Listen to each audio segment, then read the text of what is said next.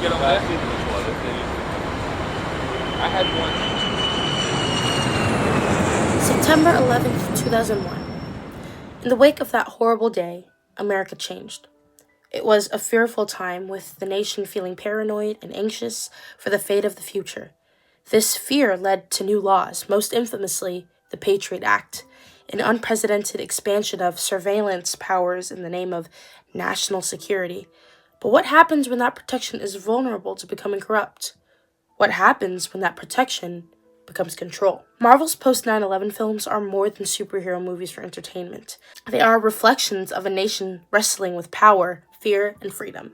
Through the heroes that we see on the screen struggling, we see a reflection of the nation's inner conflict play out on the big screen. The fine line through Tony Stark. In the second Avengers movie, released in 2015, Avengers Age of Ultron, released 14 years after the terrorist attack on New York City, we see Tony Stark envisioning a global defense system, a suit of armor around the world. Stark wants a system that can predict, detect, and neutralize threats before they appear. Sound familiar? That's right. You know why? Because we don't have time for a city hall debate. I don't want to hear the man was not meant to meddle medley. I see a suit of armor around the world. Sounds like a cold world, Tony. I've seen colder. This one, this very vulnerable blue one, it needs Ultron. Weeks after the attacks, on October 26, 2001, the Patriot Act expanded the government's surveillance powers dramatically. It allowed intelligence agencies the right to monitor phone calls, emails, bank records. Anything that you deemed private, the government probably had access to.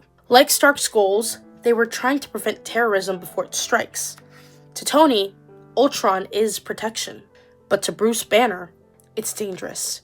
Creating an artificial intelligence that predicts threats before they happen, it isn't protection, it's preemptive control.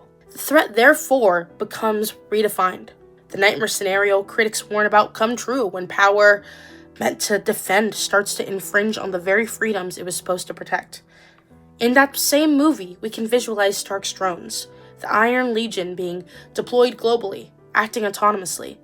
There's no control over that, no accountability. This mirrors real-world concerns. Who oversees the surveillance state? What happens when surveillance is corrupted?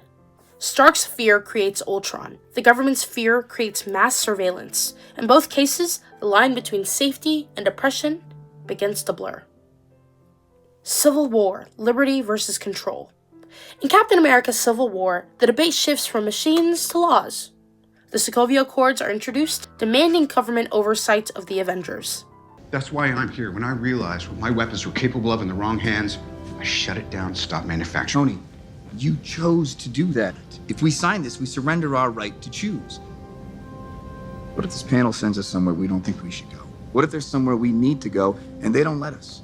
We may not be perfect, but the safest hands are still our own. If we don't do this now. With the Sokovia Accords, we see a direct allegory of the Patriot Act. The United States government believing in prevention, we see Tony Stark agreeing with this mentality due to the tragedies he experienced in Sokovia. Oh, that's Charles Spencer, by the way. He's a great kid. Computer engineering degree, 3.6 GPA, had a floor-level gig, an Intel plan for the fall. He decided to spend his summer building sustainable housing for the poor, guess where? Sokovia. He wanted to make a difference, I suppose. I mean, we won't know because we dropped the building on him while we were kicking ass. The sides eventually split for good, giving us the iconic scene of them fighting at the airport. The airport battle is more than a superhero spectacle. It's ideology in motion. Two visions of justice clashing. Security under control, or freedom with risk. Even Natasha Romanoff, the Black Widow, torn between loyalty and conscience, switches sides. You're not gonna stop. You know I can't. I'm gonna regret this. Like many Americans post 9/11, she questions whether her safety is worth surveillance. Propaganda or reflection. Before we begin, I feel it relevant to mention that a movie can be propaganda while also being a reflection of society.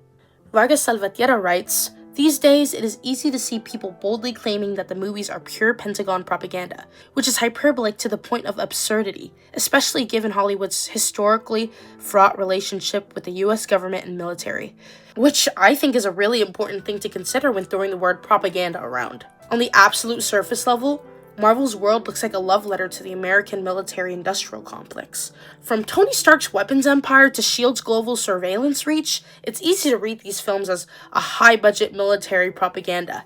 But it is so much more complicated than you might think. But, as another critic, James McCoy, points out in his article, The Marvel Military Propaganda Criticism Explained, that critique only goes so far. He writes, Marvel movies can point out some critiques of the military, but they still have to keep a tight leash on any talking points that would fly afoul of the armed forces. Whether they've directly teamed up with the Department of Defense or not, Marvel creates stories that are almost always influenced by the ideals of American exceptionalism and military strength. This partnership means that some critiques are sanitized, softened, cherry-picked even, to preserve the image of American power. In the end, maybe Marvel isn't pro-military or anti-military. One thing that is for sure is that it's a reflection of society. Conclusion. Marvel's films are not just entertainment. They're a mirror. They reflect the fears, fantasies, and contradictions that took place in the American psyche after 9/11. After the towers fell, the United States entered a new era of insecurity, with the lines between heroism and violence becoming blurry. Ultimately, Marvel does not give us clear answers.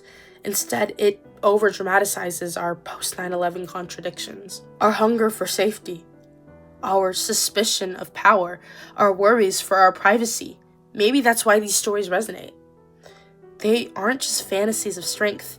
They're reflections of a nation still searching for its moral center in a world that feels permanently at war. Thank you for watching.